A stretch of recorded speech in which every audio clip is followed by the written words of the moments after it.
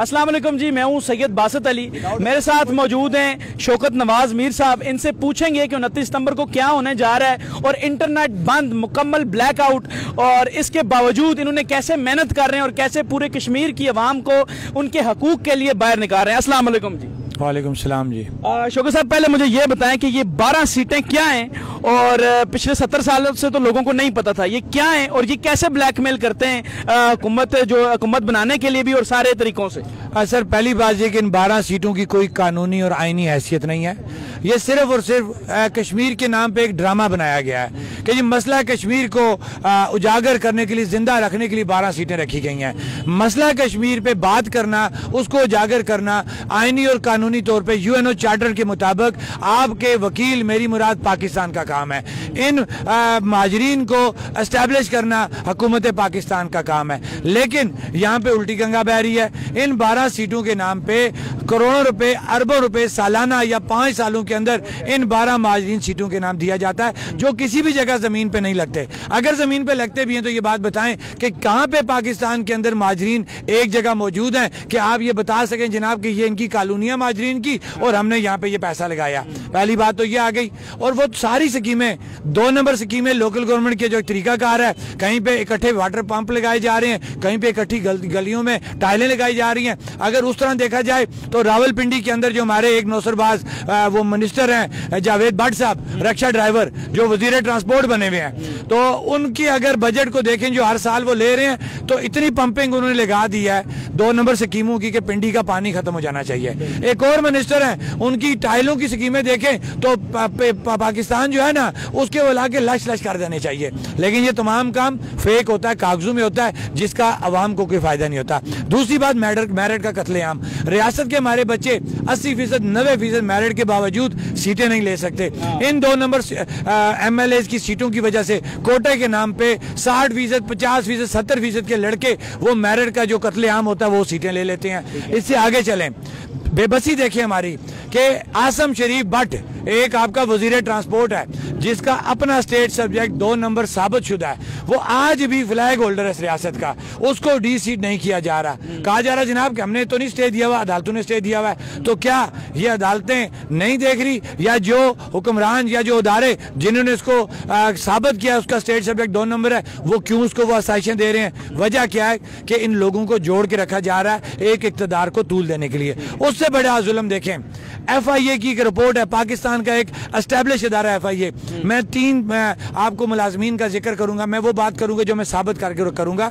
ये मैंने उन 2 अपने उन मिनिस्टर साहबान के सामने रखी कि जब वो शर्मिंदगी के अलावा कुछ ना कर सके, कि साबित शुदा रिपोर्ट है कि 3 ऐसे सरकारी मुलाजमीन जो बड़ी पोस्टों पर इंजॉय कर रहे हैं, वो अपने आज़ाद कश्मीर PSC से पहले पाकिस्तान में पंजाब डोमिसाइल के ऊपर जॉब कर रहे थे। जो ही PSC की पोस्टें आई, उन्होंने 2 नंबर स्टेट सब्जेक्ट बनाया, और उस 2 नंबर स्टेट सब्जेक्ट बनाने के बाद कोटे का सहारा लेते हुए वो इस वक्त आजाद कश्मीर के लोगों की हक तलफी करते हुए, पढ़े लिखे नौजवानों का हक मारते हुए रियासत की बड़ी सीटों के ऊपर एंजॉय कर रहे हैं। इससे बड़ा जुल्म और क्या होगा कि आप फिर कहें कि भाई इन सीटों को जो है वो स्टैंड किया जाए, इनको बहाल रखा जाए। किसी भी सूरत ये जुल्म आप रियासत के नौजवान या रियासत के जो लोग पढ़े लिखे बेरोजगार यहाँ पे बैठे हुए हैं, वो किसी भी सूरत इनको नहीं छोड़ेंगे। अच्छा शौकत साहब, मेरा एक आपसे सवाल है कि अवाम इस वक्त तकरीबन 99% में कहता हूँ आपके साथ है, और 1% ये 53 ही है, ठीक है?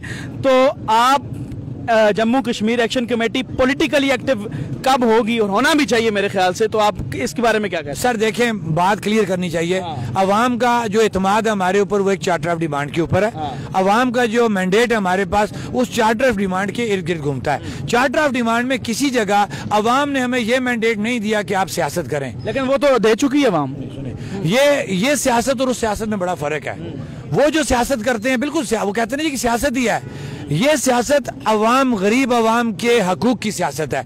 वो जो सियासत है वो अपने पेट की सियासत कर रहे हैं, अपनी नस्लों की बका की सियासत कर रहे हैं। हम उस सियासत को गंदी सियासत कहेंगे। वो नजरियात को बेचने की सियासत कर रहे हैं। सियासी जमातों के अच्छे नजरियात हैं, लेकिन इस अनवारुल हक को जिस रात वज़ीर आज़म बनाया, उस रात तमाम नजरियात को बेचा गया, तमाम सियासी जमातों के लोगों के एहसासात को बेचा गया, और तमाम जो जमहूरी निज़ाम है उसको बिल्डोज करते हुए अपने अकाओं के हुक्म पे एक एक शख्स को वज़ीर आज़म बना दिया जिसकी अपनी कोई सियासी जमात नहीं थी। लिहाजा एक्शन कमेटी को जो काम वो कर रही है, ठीक है, वो कहते हैं ये सियासत है, लेकिन अल्हम्दुलिल्लाह ये सियासत बगैर किसी लालच के सिर्फ और सिर्फ अल्लाह की रजा के लिए एक आम आवाम, गरीब आवाम की बेहतरी की सियासत है। तौर पे मैं अपने ओवरसीज भाइयों से ये अपील करूंगा कि रियासत अब जबर पे आ गई है। ये जबर का पहला आपने स्टेप देख लिया कि हमारा जो बुनियादी हक है, हमारा जो रसलो वसाइल के जो हम अपनी मवासलाती जो हमारा निज़ाम है, मेरी मुराद कि आपका इंटरनेट सर्विस, आपकी मवासलात की जो ज़राए हैं, उनको जबर इस्तेमाल करते हुए उनको बंद कर दिया गया। क्योंकि मैं भी देख रहा था कि आप पूरे मुजफ्फराबाद में सुबह से घूम रहे हैं खुद पैदल, और घर घर जाके आपने ऐलान किया कि कल के लिए पहुंचे, तो कितनी आपको मुश्किल फेस हुई है क्या कि घर घर जाना, या आप इस इंटरनेट से तेज निकलें? सर मैं बताऊं, अल्लाह के हर काम में बेहतरी है। मैं हमेशा ये बात कहता हूं कि ये तहरीक गरीब की तहरीक है, और आप उसकी मखलूक की, रब की मखलूक की जब बात करेंगे, रब आपको मदद करेगा। तो आज भी जब इन हाकिमों ने, इन नौसरबाजों ने, जब ये पूरी रियासत को उन्होंने ब्लैक आउट कर दिया, आपके तमाम इंटरनेट सर्विस बंद कर दी, तो जाहिर बात है हमने मुतबादल पे जाना था।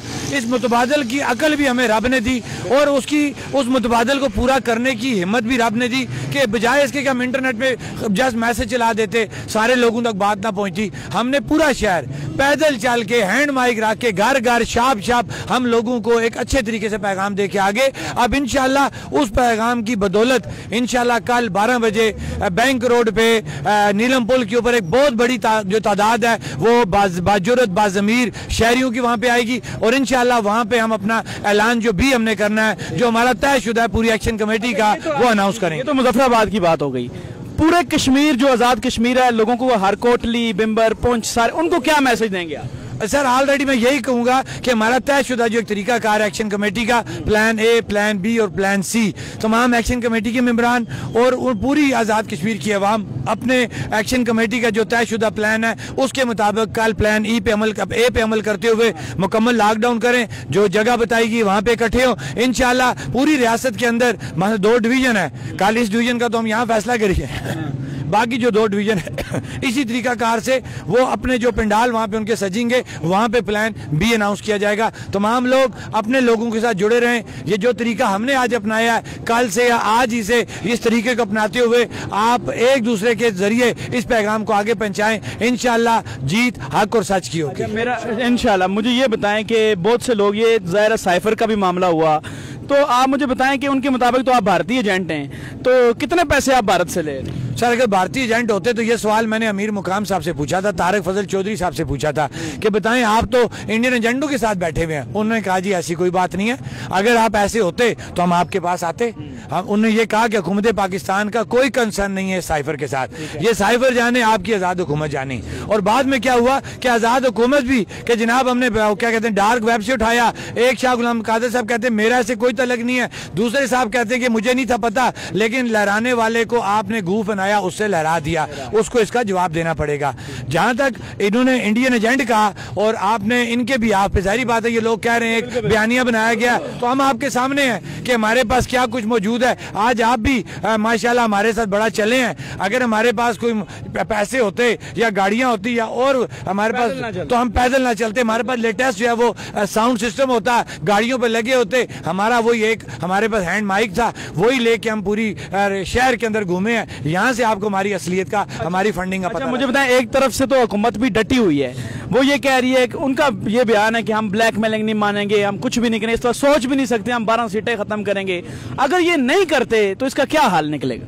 सर इंशाअल्लाह इनको खत्म करनी पड़ेगी, क्योंकि ये कहते हैं ना जी कि लोगों की डिमांड नहीं है, ये इनका मसला नहीं है। तो मैं उनको जवाब दूंगा कि लोगों की ये डिमांड है। पूरी रियासत के लोग बाशमूल हमारे ओवरसीज भाई, वो सब ये कह रहे हैं कि ये 12 नौसरबाजों की सीटें खत्म की जाएं। तो अगर आपको बहुत ज्यादा शौक है, तो अगर पाकिस्तान में रेफरेंडम हो सकते हैं तो इन 12 सीटों के ऊपर भी, अशराफिया की मराद के ऊपर भी रेफरेंडम हो सकता है। इंशाल्लाह जी।